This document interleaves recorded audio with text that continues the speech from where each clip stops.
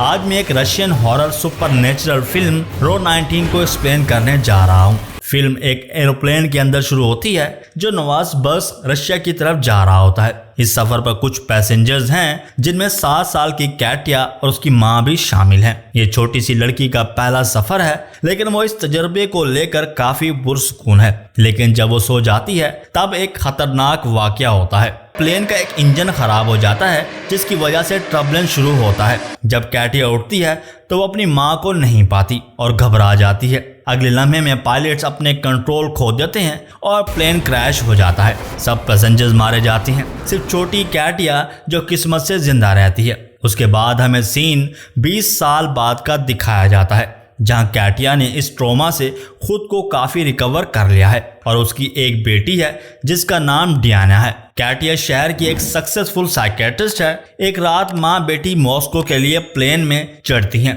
ताकि अपने रिश्तेदारों से मिल सकें। ये पता चलता है कि इस हादसे के बाद कैटिया को फ्लाइट से डर नहीं लगता। हालांकि मौसम बहुत ज़्यादा ख़राब है, प्लेन में सिर्फ चंद पैसेंजर्स हैं। इस वजह से कैटिया एक हैंडसम जवान एलेक्सी से मिलती है जो उसकी मदद करता है सामान उठाने में। जब प्लेन टेक ऑफ करता है, कैटिया एक बूढ़ी औरत को देखती है जो इस मौसम में सफ़र करने पर शक में है और फ्लाइट अटेंडेंट से छोड़ने की दरख्वास्त करती है। उसका शौहर उसे रोकने की कोशिश करता है।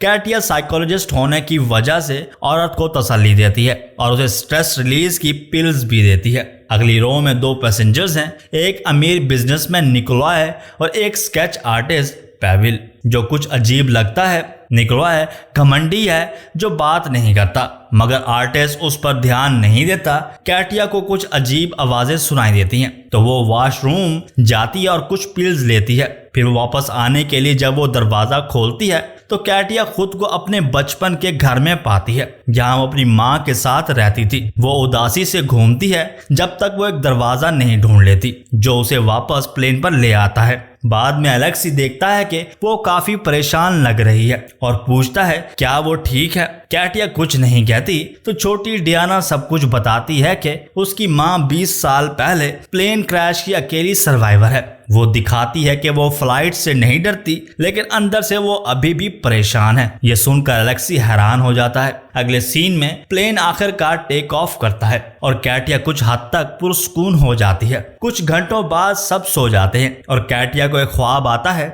जहां वो और उसकी मां अपने दिन के बारे में बात कर रहे होते हैं। तब कैटिया देखती है कि उसकी मां का चेहरा जख्मों से भरा हुआ है। वो पूछती है कि क्या वो प्लेन क्रैश में मारी गई थी, लेकिन मां तसल्ली देती है कि ये सिर्फ एक ख्वाब है और वो ठीक है। उसके बाद प्लेन में फिर से टर्बुलेंस शुरू होती है जिसकी वजह से एक आदमी पिछली रो में कार्डियक अरेस्ट का शिकार होता है। कैटिया और फ्लाइट अटेंडेंट्स मदद करते हैं। थोड़ी देर बाद वो आदमी अचानक उठता है और कैटिया से कुछ कहता है और फिर से बेहोश हो जाता है। टर्बुलेंस बढ़ती जा रही है और जब कैटिया देखती है कि एक अजीब सा काला हाथ एक सीट के पीछे छुपा हुआ है और अचानक वो आदमी भी मर जाता है। उसकी बीवी परेशान हो जाती है और बाकी पैसेंजर्स को तसल्ली देने का भी मौका नहीं मिलता और कैटिया भी धीरे धीरे बेहोश हो जाती है क्योंकि उसे ऑक्सीजन की कमी महसूस होती है। जब उसे होश आता है तो सब कुछ फिर से नॉर्मल हो जाता है। कैटिया फौरन एलेक्सी के पास जाती है और बताती है कि उस आदमी ने उसे वही बातें कही हैं जो एक बूढ़ी औरत ने 20 साल पहले उनकी फ्लाइट पर कही थी।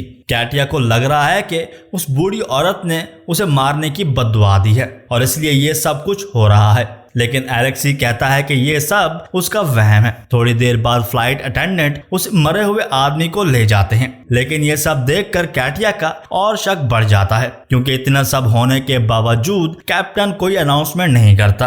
अजीब बात यह है कि कैटिया की टांग पर गहरे निशान थे, वो भी अब गायब हो गए हैं। इस दौरान छोटी डियाना एक तस्वीर बनाती है जिसमें वो और उसकी मां पिछली सीट पर बैठे हैं। फिर वो सीट्स बदलने का कहती है, लेकिन कैटिया मना कर देती है। जब मौसम खराब होता है तो फ्लाइट अटेंडेंट अनाउंसमेंट करती है कि प्लेन को नॉवेस्ट बस में इमरजेंसी लैंडिंग करना पड़ेगी, वही शहर जहां कैटिया 20 साल पहले जा रही थी। इस बीच एक अजीब लिक्विड निकोलॉय के शूज पर गिरता है जो उसे परेशान करता है। वो खुद को शांत करने की कोशिश करता है, लेकिन जब वहां आग लगती है तो ये लिक्विड आग पकड़ लेता है, जिससे वो आदमी आग में जल जाता है। कैटिया और बाकी पैसेंजर फौरन उसकी मदद करते हैं, लेकिन जब तक वो आग बुझाते हैं निकोलाई का काफी हद तक नुकसान हो चुका होता है। जब फ्लाइट अटेंडेंट्स उसे मदद देने आती हैं, कैटिया अपनी बेटी की तरफ चली जाती है, लेकिन पहले की तरह वो सिर्फ वही क्रीपी फिगर्स देखती है जो सीट्स के पीछे हैं। फिर अचानक कैटिया को एक और विजन नजर आता है जहां वो 24 घंटे पीछे जाती है। यहाँ वो और उसकी बेटी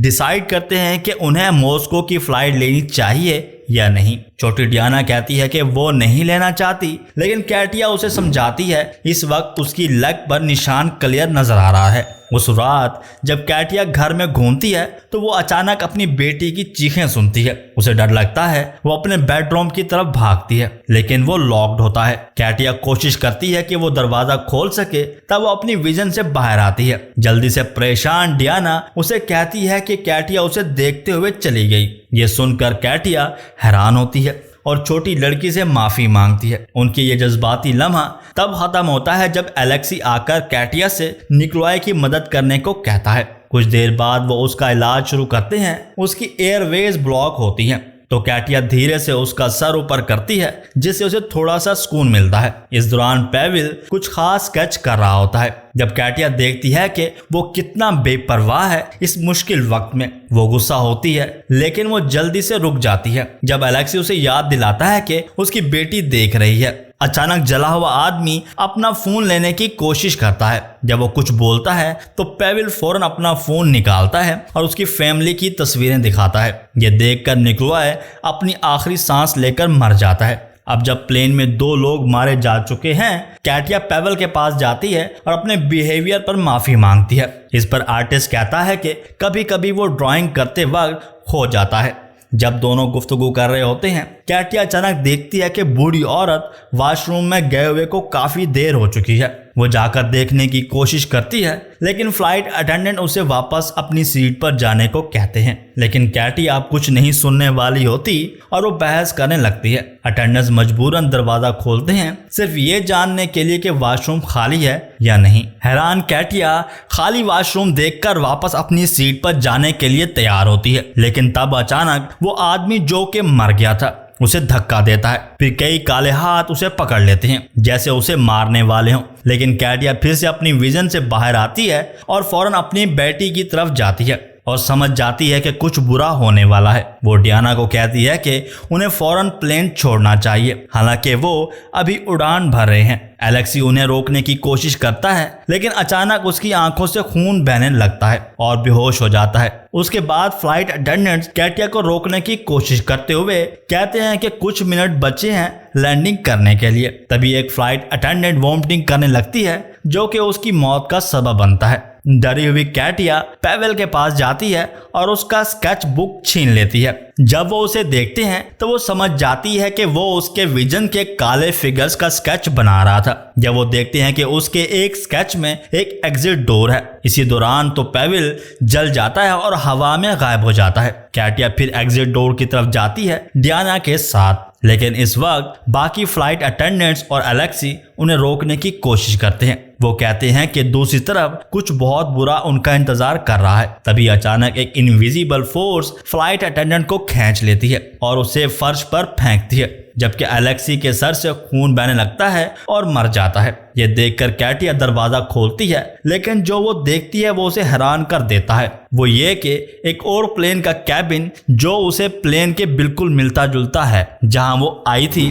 फिर भी कैटिया उम्मीद नहीं खोना चाहती और वो एग्जिट डोर से गुजरती है जब तक वो एक बिल्कुल नया कैबिन नहीं देख लेती। लेकिन इस वक्त डियाना उसके साथ नहीं है। वहां एक अजीब काला फिगर भी है। कैटिया अपनी बेटी को बचाने के लिए भागती है और ये सब कुछ स्लो मोशन में होता है। ये वक्त है जब सब कुछ आखिरकार खुल जाता है। एक हैरानकुन पल में यह पता चलता है कि पूरी सिचुएशन प्लेन के अंदर असल में सच नहीं है। कैटिया भी बस प्लेन पर है जो क्रैश होने वाला है और आग में जलने वाला है। वो बूढ़ी औरत जिसे कैटिया हमेशा बुरा समझ रही थी, असल में उसे सोने के लिए दुआ कर रही थी। वो नहीं चाहती थी कि छोटी लड़की ये सब देखे। इस वजह से कैटिया के लिए वक्त धीरे धीरे गुजर रहा है और वो एक ऐसे फ्यूचर का तस्वर कर रही है जहां वो अभी भी जिंदा है। लेकिन जब प्लेन तेजी से जमीन की तरफ गिर रहा होता है, कैटिया जागने की कोशिश करती है क्योंकि वो मरना नहीं चाहती। इसलिए बूढ़ी औरत कैटिया को अपनी दुआ से आजाद करती है और अब उसकी किस्मत उसके अपने हाथों में है। इसके बाद कैटिया अपनी बेटी के पास वापस जाती है ताकि एक आखिरी खुदा हाफिज कह सके। जब वो गले लगती हैं तो डियाना अपनी माँ से कहती है कि वो अपने आसपास का ख्याल रखना। तब कैटिया को अपनी बेटी की बनाई गई तस्वीर याद आती है जिसमें देखा था कि वो लास्ट रो में है, यानी रो 19। अगले सीन में हमें 20 साल पहले की प्लेन पर ले जाया जाता है। हैरानी की बात है कि वही लोग जिनसे कैटिया ने फ्यूचर में गुफ्तगू की थी उसी प्लेन पर मौजूद हैं और वो पुराना आदमी कैटी का शिकार होता है तो कैटिया की माँ उसकी जांच करने जाती है। थोड़ी देर बाद जब प्लेन क्रैश होने वाला होता है, छोटी कैटिया उठती है और साइड रो 19 की तरफ जाती है। रास्ते में वो अपनी माँ और एलेक्सी से मिलती है। जल्द ही प्लेन एक झील में क्रैश हो जाता है। ऐसा लगता है कि कोई भी जिंदा नहीं है, लेकिन किस्मत से कैटिया और उसकी माँ जिंदा हैं। छोटी लड़की की तेज सोच की वजह से उन्हें कुछ नुकसान नहीं होता क्योंकि रो 19 प्लेन का वो हिस्सा है जो टूटने से बचा रहता है। उन्हें जिंदगी गुजारने का एक और मौका मिल जाता है।